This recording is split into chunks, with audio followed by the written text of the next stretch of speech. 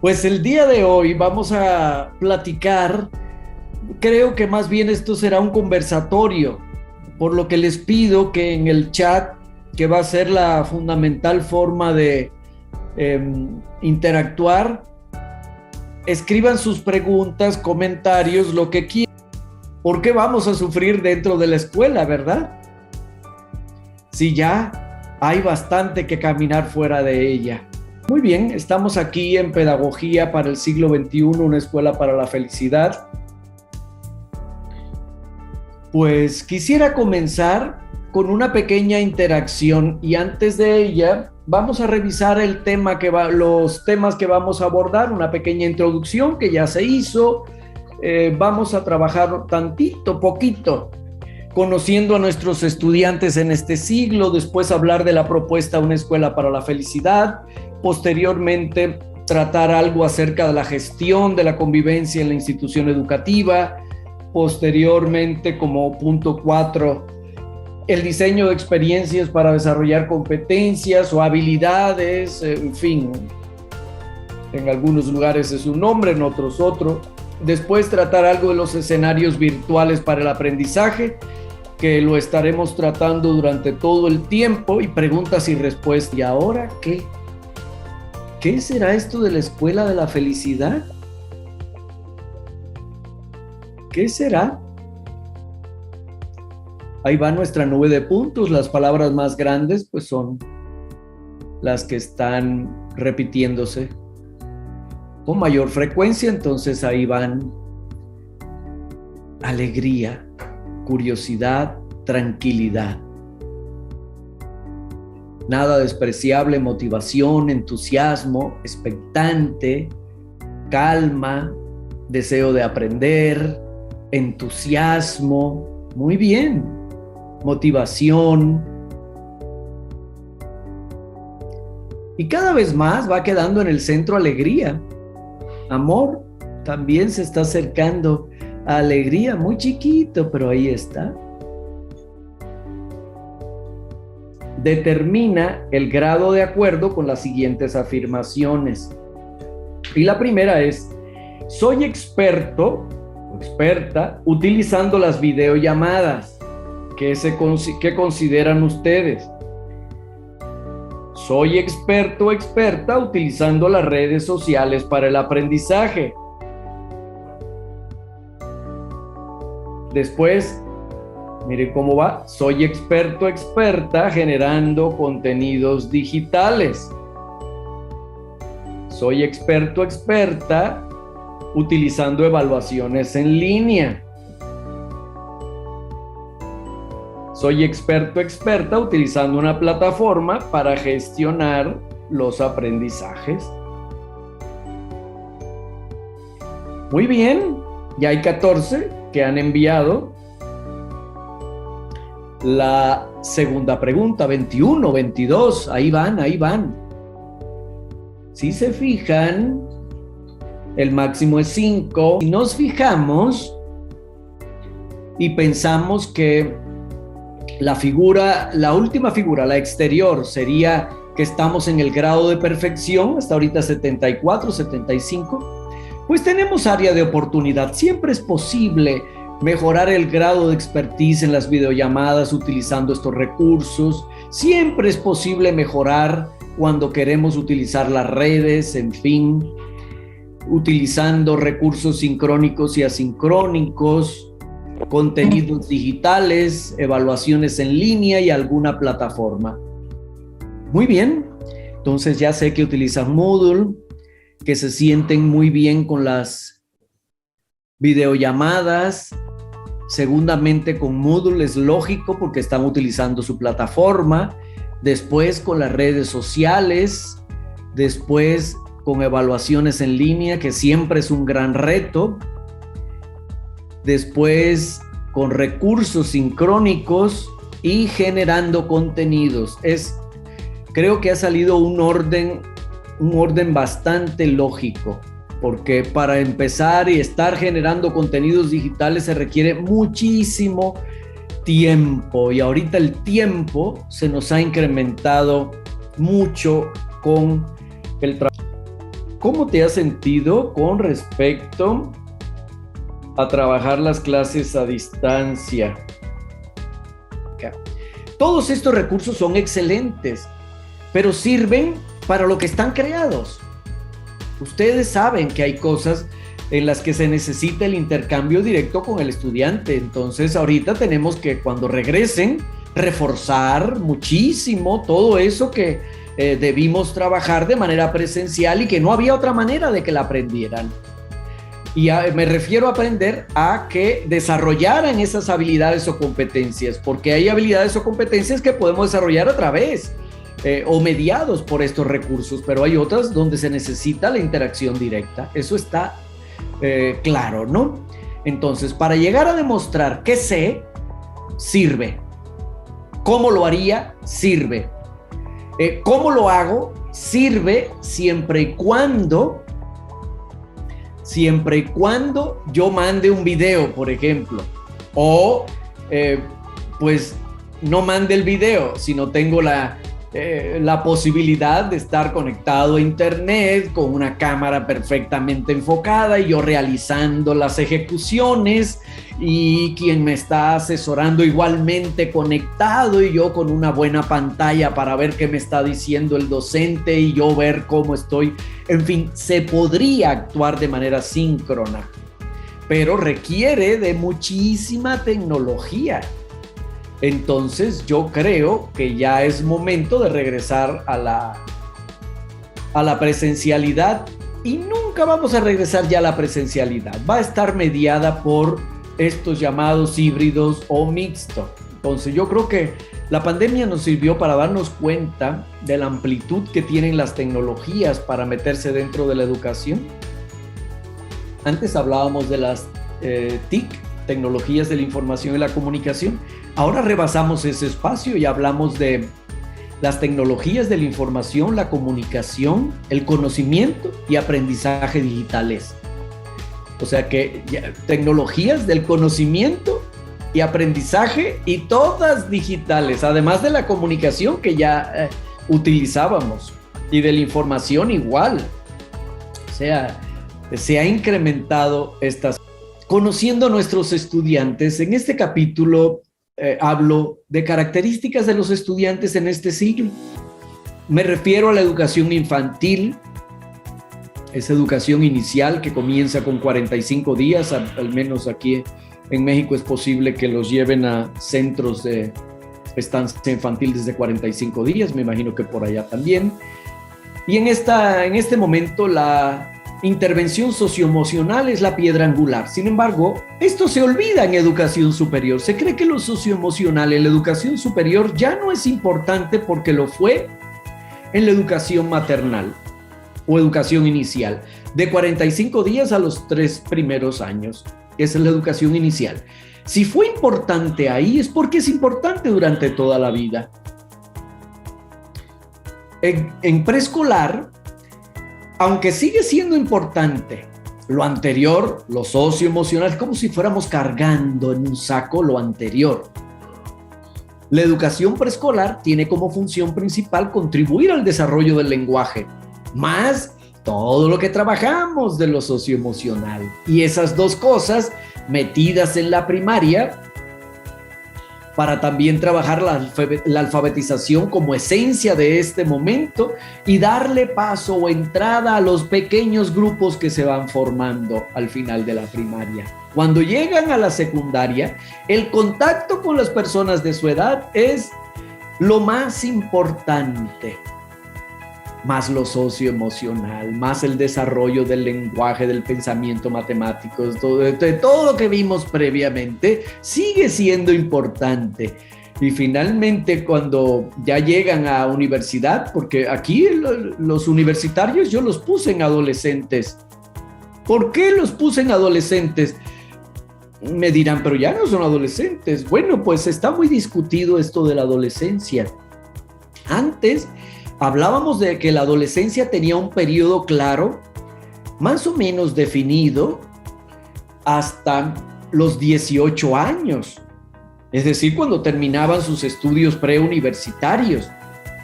pero se ha ido extendiendo mucho. Eso fue antes, hace mucho tiempo. Ahora la adolescencia, es decir, el momento en que el muchacho sigue en desarrollo hasta los 21, 22 años. Dicen que el cerebro, las conexiones para el manejo socioemocional, de autocontrol, hasta los 21, 22 años demuestran las neurociencias, pero además, ¿cuándo salen de las casas los muchachos? El fenómeno en Latinoamérica está siendo hasta los 27 años, 26, 24. Es decir, cuando tienen una posibilidad económica y abandonan el hogar materno para poder verdaderamente ser autogestivos, autosuficientes, moverse en la sociedad. Entonces, finalmente siguen manteniendo muchísimas características de los adolescentes. Me decía un maestro, bueno, que están en la cama y pues sí, esa es una característica de los adolescentes de prepa también. Es lógico, se extendió la adolescencia. La irresponsabilidad de esta gran generación es notoria, lo dicen muchos autores. Están poco comprometidos. Cuando digo esto, es una falacia decir todos, ¿verdad? Pensemos en que algunos están comprometidos, eso está claro. Pero aquí lo más importante es el grupo, sus amigos. Por eso es que intercambian, el intercambio íntimo, personal con la gente de su edad se convierte en la esencia. En algún momento de la universidad ya les cae el cuento de que, la universidad también es para prepararme yo a trabajar, ¿verdad? Bueno, entonces debo prestar cierta atención. Por ahí va el capítulo 1. Quiero hacer un paréntesis de mi libro. Ahora no estoy hablando de mi libro. La educación sucede en un mar de actitudes y percepciones. Con esto de la pandemia y la educación en línea, o en modalidad en línea, hablamos y a veces no sabemos si nos escuchan o tenemos el micrófono apagado, que eso nos ocurre en muchas ocasiones. Hablamos y nadie nos escucha. Hasta que, bueno, pasó un rato y los muchachos nos dicen, tienes su micrófono apagado. Y a veces es para divertirse con nosotros. Y como no quieren escucharnos, en algunas ocasiones nos dejan hablando como pericos y no nos dicen nada. Seguramente a ustedes les ha pasado lo mismo. Y dice uno, pero qué travesuras me han hecho, ¿por qué no me avisaron que no me escuchaban? Bueno, porque así son. Compartimos pantalla y no nos fijamos de que tenemos un fondo inadecuado. Por ejemplo, una maestra estaba en alguna ocasión hablando de algo y tenía el examen puesto en la pantalla, entonces los muchachos ya estaban viendo el examen. El video que presentamos se ve borroso y no se aprecian los subtítulos y nosotros muy contentos pensando de que sí. Todo esto nos ha pasado. Hablamos mucho y nos dejan con un protector de pantalla con su foto sonriendo. Nosotros decimos, ¿quién sabe esto? No se sabe. Se pierde la conexión y nos congelamos. Aquí aparece un letrero, un anuncio que dice, su internet es inestable, pero con una cantidad de frecuencia que aparece esto que desespera. Algunos padres se ponen a corregir a sus hijos. Eso es enseñanza más de grados más bajos. Al final nos preguntamos, ¿aprendieron? Y ellos nos dicen, sí. No se preocupe, usted sígale. Es decir, la educación ocurre en un mar de actitudes y percepciones. La educación es un fenómeno complejo. No es algo lineal de que yo enseño y tú aprendes. No es algo de que el aprendizaje depende absolutamente de lo que yo haga con mis estudiantes. Eso no es verdad tampoco. Ocurre en un mar de actitudes y percepciones. Y al ser un fenómeno complejo intervienen muchísimos factores asociados que se pueden asociar. Pero hay una realidad, y es que en estos tiempos la distancia transaccional, la distancia física se ha incrementado. Eso genera incertidumbre. ¿Qué hay que hacer? Aquí yo le puse, hay que ponerle mucha interacción. 14.2K, no sé eso qué puede significar. Echarle mucho corazón. Bueno, a lo mejor kilobytes o qué sé yo. Ponerle mucho corazón preguntarle cómo van, qué están haciendo, muéstrenme lo que están haciendo. Pero otro fenómeno estamos enfrentando es que para que haya interacción debemos dejarnos ver en algunos momentos y ellos casi no quieren que los vean, no quieren. Entonces eso disminuye la posibilidad de atacar esta distancia. Tentación. Disminuye la distancia transaccional cuando nos vemos, cuando platicamos, cuando utilizamos el chat, cuando utilizamos otra herramienta para la interacción, cuando de pronto ocurre algo inesperado que nos hace regresar a donde estábamos. Es decir, el maestro hace un llamado y ellos estaban medio dormidos y se tienen que despertar. Ahí disminuye la distancia transaccional. Este autor que habló de esto a finales del siglo XX con mayor profundidad, pero esto desde los 70 hablaba él de esto, dice que la distancia transaccional disminuye cuando hay dos variables que se van moviendo, estructura y diálogo, las que están en la base del triángulo, estructura y diálogo. Una estructura más flexible, menos docta, más de cercanía, con un currículum más flexible, clases con mayor actividad, mayor cantidad de actividades, con posibilidad de que ellos intercambien más, de que haya más diálogo, disminuye la distancia transaccional. Porque siempre suponemos que con la educación a distancia, ellos deben tener la autonomía de trabajar solo. ¿Y saben qué? Ya hemos comprobado que solo casi no trabajan. Son pocos los que trabajan solos. Las estrellas. Bueno, ¿cómo disminuir la distancia transaccional? Interacción.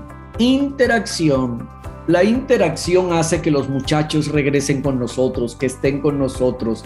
Cuando les preguntamos, un poco hay que forzarlos, sabemos. No puede ser mucho porque rompemos ese equilibrio que debe haber. Entonces, una forzadita. A ver, Jorge, ¿dónde estás? Que no te he visto. Y un poco, yo no le llamo chantaje emocional, yo le llamo una declaración afectiva. Oye, Jorge, estoy verdaderamente preocupado porque hoy no has encendido tu cámara y eso me da la medida de que estoy hablando y no te interesa nada, me hace sentir un poco triste. Puede pasar cualquier cosa. Miren a este muchachito aquí en la lámina mía, la seña que nos está haciendo. Puede pasar cualquier cosa en la clase en línea. Muy bien. Una escuela para la felicidad. Pues una escuela para la felicidad aborda 4 principios fundamentales. Ahorita voy un poco a hablar más rápido. Aborda 4 principios fundamentales. 1, considerar educar para el bienestar. Y educar para el bienestar no es educar para el malestar. Entonces, si educamos para el bienestar, es para que se sienta bien con nosotros, pero el bienestar de un ser humano no solo depende de nuestras sesiones, eso lo sabemos. Entonces, bueno, pues, lo más que podamos trabajar por un mundo que esté menos interesado en todo lo económico, solo. Lo económico es importante, lo material es importante, todo es importante para la vida. Sin dinero no podemos comer, sin comida no podemos vivir, todo eso está claro. Pero el exceso de preocupación material que tienen estas generaciones de muchachos está provocando que el bienestar solamente dependa de logros materiales, y eso tampoco es real.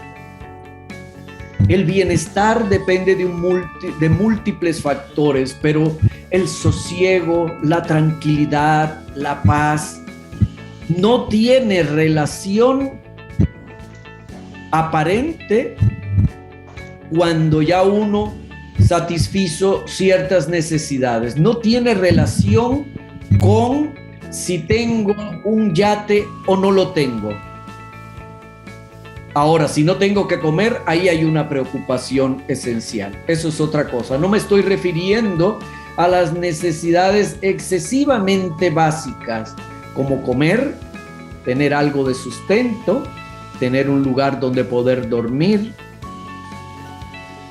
y hasta deseable que sea confortable. Teniendo esas condiciones, ya compararme con mucho más, ya eso no está relacionado con esa tranquilidad o paz.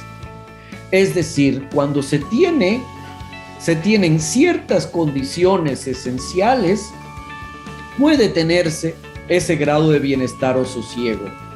Pero el ser humano es un ser ambicioso por naturaleza, entonces, pues bueno, si puede viajar en un auto, se le hace poco. Ya no quiere un auto, ya quiere un auto eléctrico, que no gaste mucha gasolina y que además se lo regalen porque cuestan mucho. Y después el auto me queda poco. Yo quiero viajar al espacio.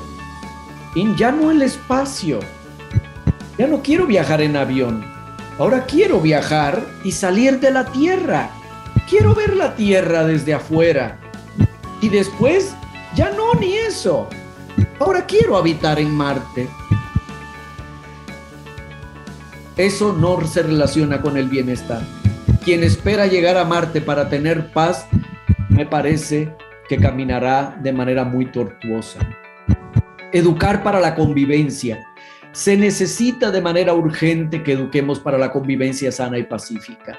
Trabajar dentro de las instituciones urge que se trabaje con reglas y consecuencias, que haya reglas acordadas con ellos y que las consecuencias también se acuerden, pero que cuando se rompen las reglas se asuman consecuencias y cuando no se rompen, se siguen las reglas, se tengan consecuencias positivas también.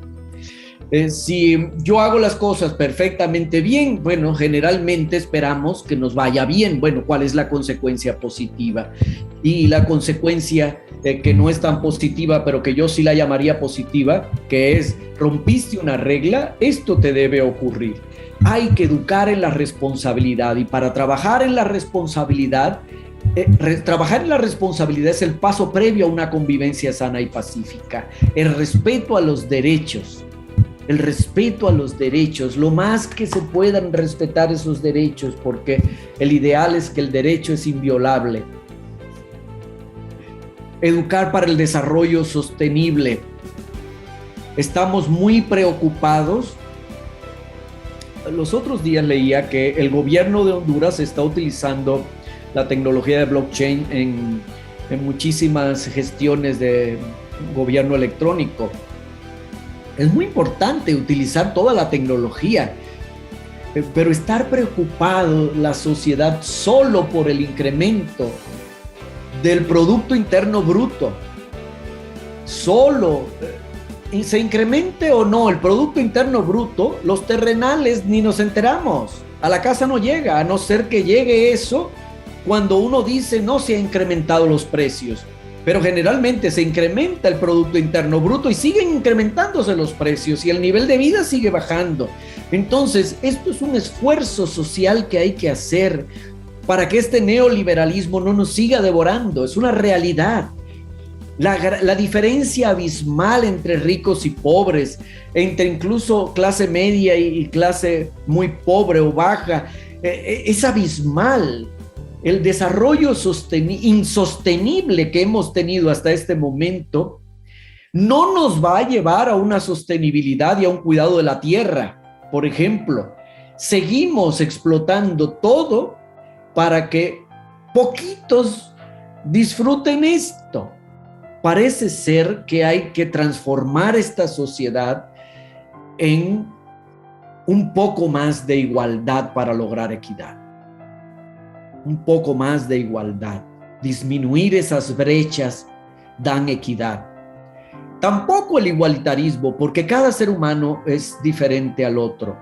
Somos diferentes, pero hay ciertas cosas en las que somos iguales en derechos. Educar para una sociedad democrática.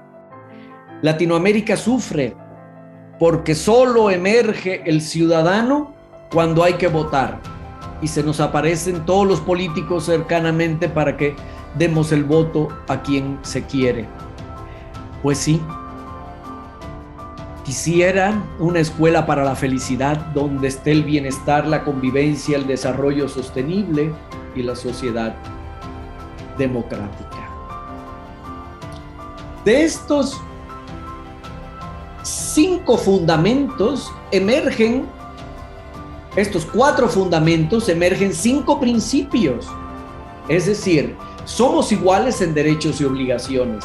Incluimos porque aceptamos la diversidad, no solamente a la persona que tiene un déficit mental, una dificultad para poder movilizarse. No, es aceptamos a todos, porque todos son seres humanos que tienen derechos.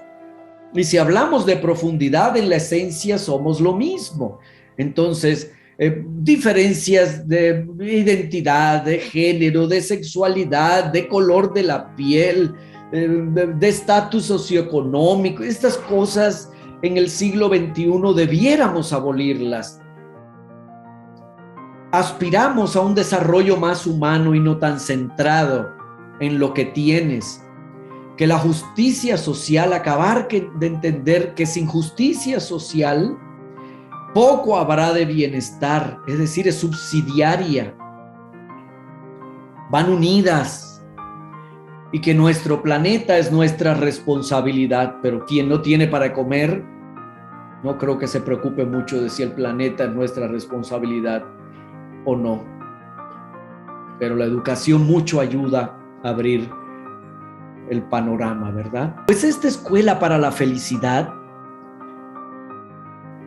finalmente visualizo que es un camino para lograr la mejor versión del ser humano. ¿Y cómo lograr que cada uno haga su versión o logre su mejor versión? ¿Cómo lograr que cada uno logre su mejor versión? Poniendo el grano de arena, eso está claro. Pero la institución educativa, ¿qué debe hacer? La institución educativa debe preparar un pretexto. El pretexto es el currículum para contribuir a desarrollar al ser humano, a estos que están en el centro, con cuestiones socioemocionales, cognitivas, ético-morales, pedagógicas y con cuestiones que influyan en lo físico. Para eso se crea el currículum. El currículum que tenemos en nuestras manos, el programa que tenemos en nuestras manos, es el pretexto para que ellos logren la mejor versión de sí mismos. ¿Y cuál es la mejor versión de sí mismos? La mejor versión de cada uno de ellos. Una buena versión sería que puedan, con las herramientas que nosotros trabajamos con ellos, lograr lo que se proponen. Ser mejores seres humanos. Estar más cerca de los otros, poder solventar necesidades, ayudar a quien también lo necesita, contribuir con los que están al lado de uno. Bueno, y desearle el bien a los que no están tan cerca también y que no sabemos de lo que estén padeciendo. Pues este es el modelo que propongo y no voy a detenerme mucho. Una escuela para la felicidad. ¿Cómo la propondríamos? Pues trabajar con instrumentos mediacionales, y uno de los instrumentos mediacionales que contribuyen al desarrollo de las dimensiones humanas son las tecnologías de la información, la comunicación, el conocimiento y aprendizaje. En ambientes que sean modificantes, ambientes que permitan al otro ser lo que es, para contribuir a que se genere un mundo sostenible. ¿Cuál sería una escuela para la felicidad? Aquella que desarrolla las potencialidades del ser humano en un ambiente que permite que él sea, para que entre todos creemos un mundo más sostenible. ¿Qué características tiene esta propuesta? Está centrada en el aprendizaje de los estudiantes, es inclusivo, absolutamente inclusivo. Sin inclusión no hay equidad. O sea, la inclusión es una característica de la equidad. ¿Por qué? Porque la equidad tiene 2 cuestiones importantes. Uno es justicia e inclusión. Debo incluir a todos, por lo tanto, todos deben tener las mismas oportunidades. Pero además, debo ser justo. Los que menos tienen también necesitan recursos adicionales, o lo que se le llama compensación. Es lógico. Es multimodal, es una propuesta tecnológica, pienso que innovadora y contextualizada. Cada institución debe moverla a su contexto. Vamos a entrar en el capítulo 3 del libro. Ya hablamos del capítulo 1, que era las características de los adolescentes, y vemos que en este momento tenemos adolescentes. Hay un filósofo que me encanta que dice: esta es la modernidad líquida. Todo se resbala, poco compromiso, noviazgos de unas horas, no compromiso, no quiero comprometerme ni con la escuela, ni con la pareja, ni con nada. Individualismo. Esto algunos lo estamos viviendo y muchos lo están practicando. Gestión de la convivencia en la institución educativa.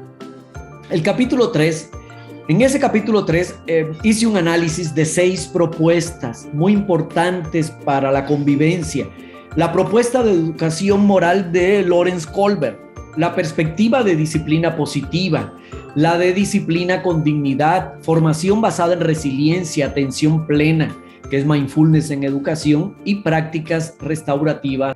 Bueno, pues, ¿cómo utilizar todas estas propuestas en la escuela? Mindfulness, prácticas restaurativas, formación basada en la resiliencia, disciplina con dignidad, disciplina positiva, educación moral, pues lleva tiempo, lleva formación. Vamos a ir un poquito a irlas desglosando. Pues Lawrence Kohlberg, creó una teoría muy discutida también actualmente. Como todo, criticar es muy fácil, pero ponerse a preparar todo un cuento es un problema. Y uno sabe que le cuesta más trabajo al que lo hace que al que critica, pero hacen falta los críticos también.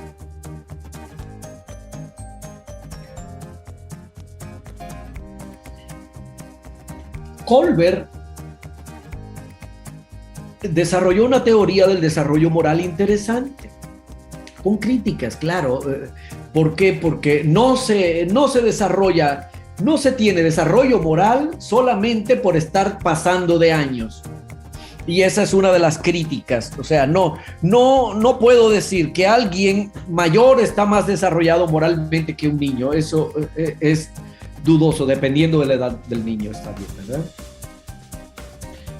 Pues habló de que hay un desarrollo moral preconvencional o de nivel 1, convencional o de nivel 2 y postconvencional de nivel 3. Kohlberg fue alumno de Piaget. Piaget, cuando habló de las cuestiones morales, no se refirió más allá de los 13 años. Y yo creo que el aporte que hace Kohlberg es que sí, que llega después de los 16 y más, es decir, el desarrollo moral de muchachos de universidad puede incluirse en que acá debiéramos tener muchachos que sean postconvencionales, y sabemos que eso no es verdad. Pero esto sirve. ¿Por qué? Porque nos da una idea del deber ser. Por ejemplo, alguien muy preconvencional está solamente preocupado por sí mismo. Es el egoísmo absoluto, aunque nunca debemos dejar de ser egoísta en querernos, en cuidarnos. Ese egoísmo no es al que me refiero. Es primero yo y los demás. No, ese es al que yo no quisiera. Entonces, lo preconvencional es el excesivo egocentrismo, centrado en uno mismo. Lo vemos en los niños muy chicos. Préstale el juguete a Pedro. No le presto nada. Claro que no, porque él no lo va a prestar hasta que sienta que es suyo. Cuando él sienta que es suyo, lo va a prestar con cariño. El nivel convencional está basado en las reglas y las consecuencias, en los acuerdos, en las constituciones, las leyes. Pero cuando los que aplican la ley son los mismos que nos extorsionan, que nos hacen daño, dice uno, ¿qué convención? ¿De qué? Si esto está en una manera tremenda. Yo estoy hablando de lo que vivo por acá. Y finalmente lo postconvencional, cuando ya no me baso ni en las leyes, sino que en los principios éticos universales, como eh, los derechos universales del hombre, esas libertades que hay que caminar por la vida buscándolas, ¿verdad? Entonces, educación moral de Colbert. Se supone que al terminar la universidad nuestros muchachos sean más postconvencionales que convencionales. Por ejemplo, que se pasen un alto porque llevan una persona gravemente enferma en su coche. Entonces puedo romper la convención porque hay un principio mayor, que es la vida de este ser humano peligra y el tiempo para mí es importante y para él también. Bueno. La perspectiva de la disciplina positiva, entre otras cosas, nos regala, entre muchas cosas, porque habla de consecuencias, cuando es una consecuencia buena, cuando no es buena, que las consecuencias deben estar ligadas a la regla, de que deben ser plausibles o lógicas, en fin. Pero nos regala una estrategia estupenda para la resolución de conflictos. Escuchar activamente. Estaba yo con la rectora de una institución y de pronto me dice, quédate para que veas que voy a tratar un conflicto, a ver cómo tú ves esto. Y entra un muchacho y le dice a la rectora, mire, yo estoy en desacuerdo porque yo trabajo aquí en esta institución y me desgasto mucho. Me llaman a la hora que quieren. Los fines de semana he venido a hacer grabaciones porque trabajo en el departamento de tecnología y no me pagan el tiempo extra. Doy mucho tiempo y ahora, como también soy alumno de la universidad, un maestro quiere que yo entregue todo. Yo quiero que él me dé a mí una concesión por ser trabajador de esta institución y por dar tantas horas gratis a la institución. Ese era el dilema y me dice, empieza la rectora a hablar con él, porque como era un trabajador, pues lo atendió inmediatamente. Si no, pues bueno, pues se le atiende también, pero en el momento en que esté la cita o lo que sea. Y dice, escuche, y esta estrategia la puso en práctica y me gustó. Se las comparto porque esta estrategia es de disciplina con dignidad. Hizo el mayor esfuerzo la rectora por aplicarla. Escuchar al otro. ¿Qué te pasa? ¿Qué sientes? ¿Cómo te sientes? ¿Por qué crees que te sientes así? Expresar que hemos comprendido, expresar con nuestras palabras lo que la otra persona nos está diciendo. Y me gustó mucho cuando dijo la rectora, no me has dicho que hay injusticia, pero sientes tú que ha sido injusto el trato que te ha dado el maestro, porque te trata igual a los demás, siendo tú un estudiante y un trabajador de esta institución. ¿Estoy en lo cierto? Inmediatamente el muchacho dijo, sí. Dijo, ya gané, dijo él. Después, activar la búsqueda de la solución. El muchacho pensaba que la solución se le iba a dar a la rectora. A ver, voy a regañar al maestro para que te dé todos los puntos sin que tú entregues nada. Esa sería la solución estupendísima, ¿verdad? Pero pues no sucedió así. Le dijo, ¿y cómo podemos arreglar esta situación? A ver, ¿a ti qué se te ocurre? Piensa en algo, por favor, a ver si yo puedo también apoyarte. Y después acompañar en lo que sea necesario. Pero la solución debe proponerla también quien tiene el problema. Y esto es algo a lo que no estamos muy acostumbrados los estudiantes. Sin disciplina no hay aprendizaje. Eso es algo claro. Porque sin disciplina no hay atención. Y la atención es un requisito sine qua non para lograr aprendizajes. Sin atención no hay aprendizaje. Pues vamos a la gestión de la convivencia en lo que se refiere a la formación basada en la resiliencia. Hay que ayudar más a los muchachos a que sepan que ante una adversidad ellos tienen amortiguadores, que son sus características y también sus ambientes donde se han desarrollado. Su familia, pero la escuela, la universidad también es un amortiguador muy bueno, muy bueno. Los maestros en la universidad somos muy importantes para ellos. ¿Por qué? Porque actuamos como amortiguadores para que ellos puedan afrontar la adversidad. Fíjense hasta dónde llega un docente de universidad. Si un muchacho ante esa adversidad tiene suficiente protección, ya la hizo.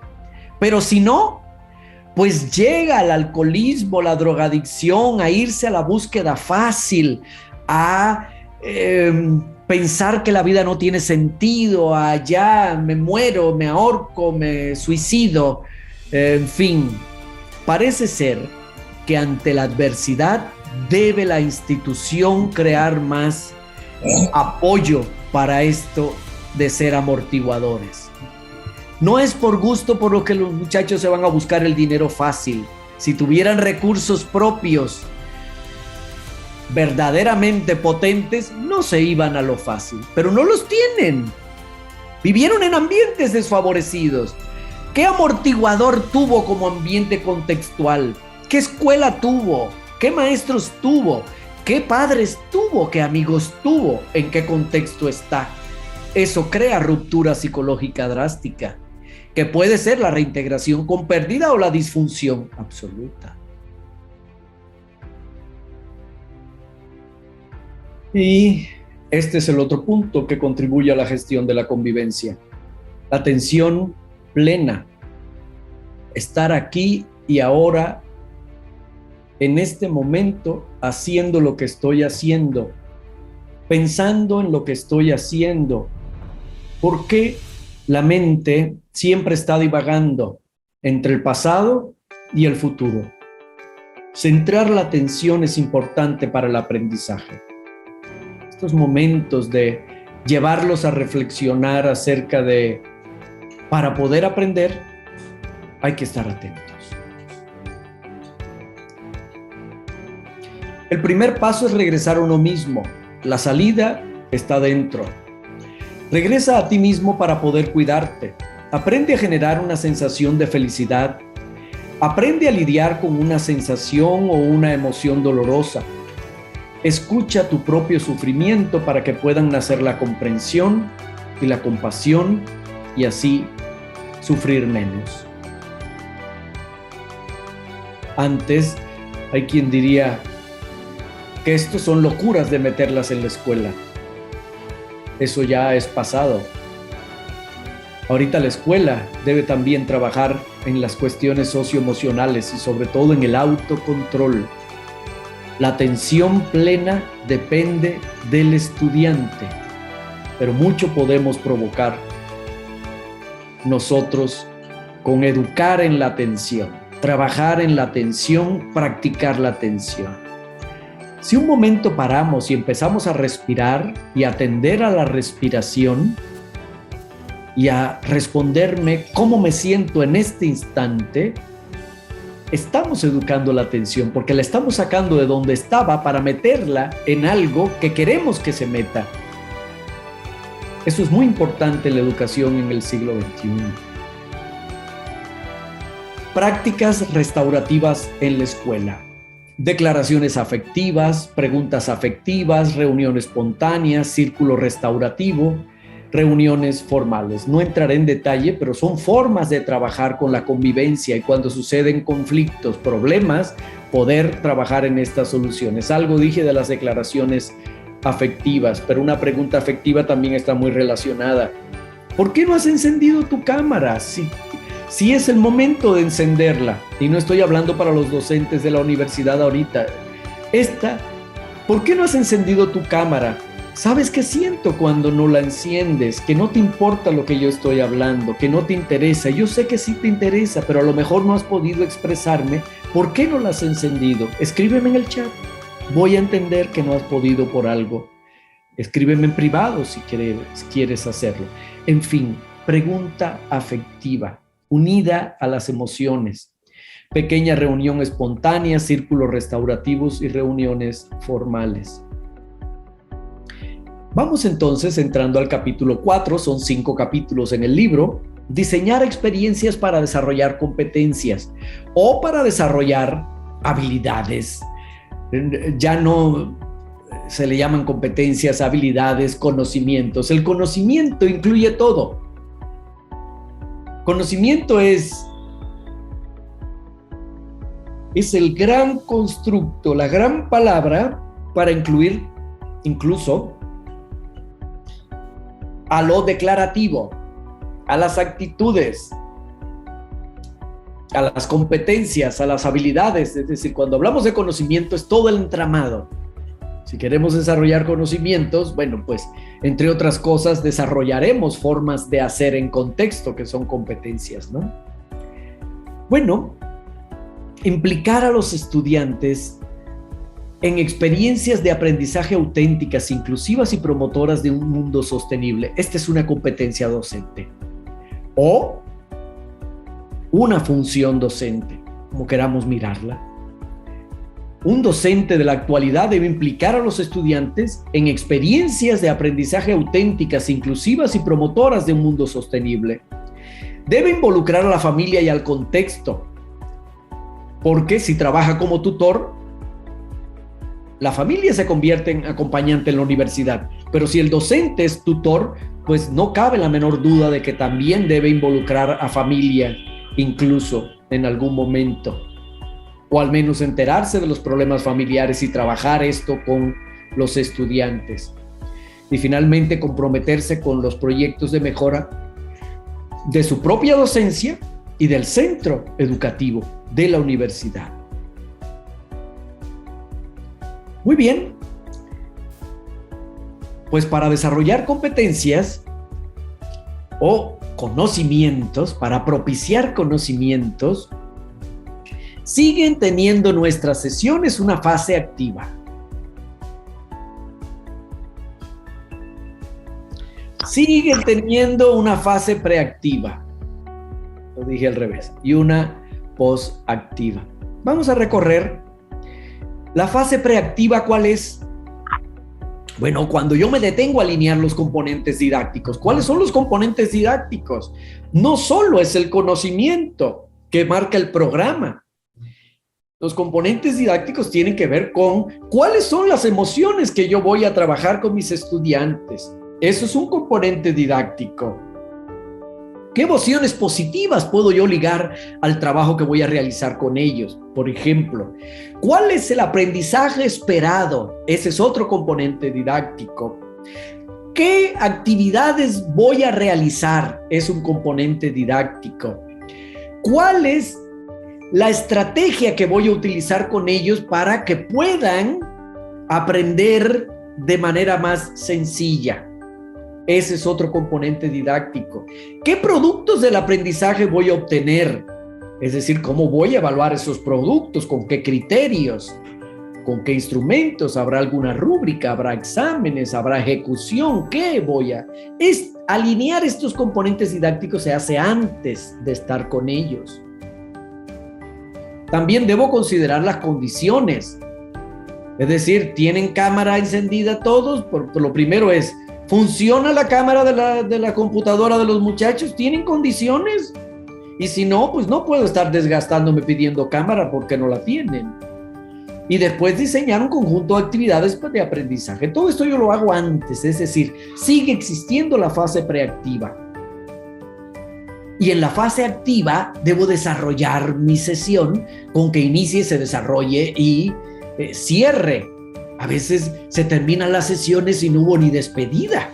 Ya hay una despedida, nos deseamos lo mejor, qué hicimos el día de hoy, cómo nos fue, qué fue lo más difícil, cuáles fueron los errores más notorios, cómo puedo mejorar mis errores. Hay que utilizar el error como fuente de aprendizaje. Y la fase posactiva, recibir retroalimentación esperan ellos, pero nosotros también. Es decir, damos retroalimentación y recibimos de ello.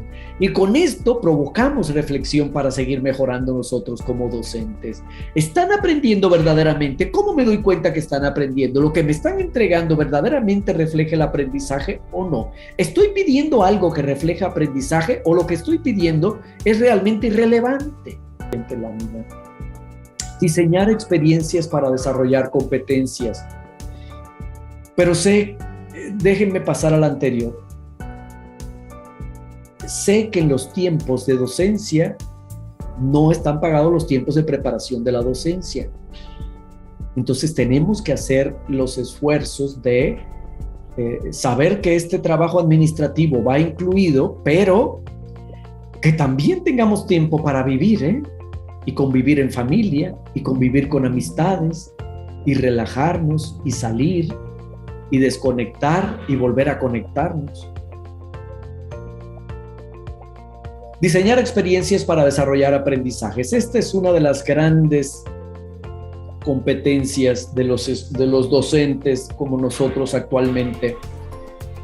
Emociones positivas, a trabajar con ellos, alegría, gratitud, serenidad, interés, optimismo, orgullo, diversión, inspiración, asombro, amor.